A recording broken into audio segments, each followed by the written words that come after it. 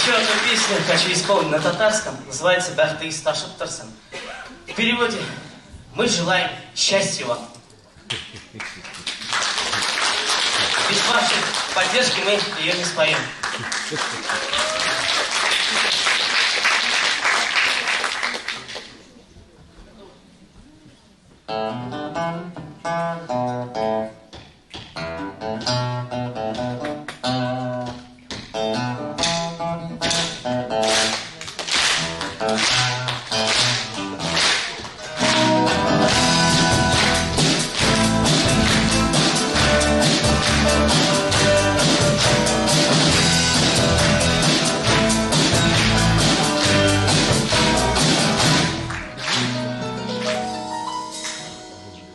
Ey dostlarım sizin alda izdirip jırlayım eli Onlar çalıp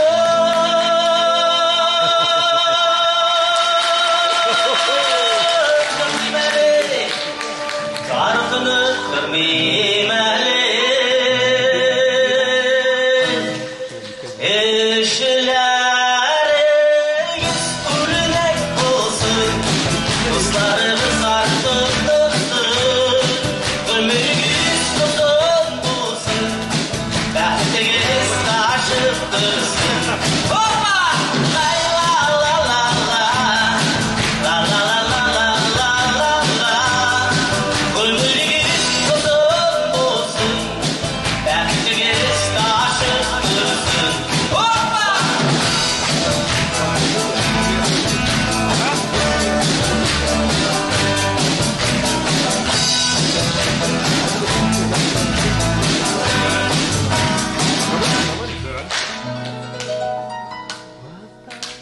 Ey dostlarım sizin yanında şadlana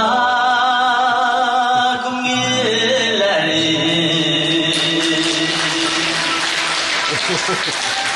Yarın sizge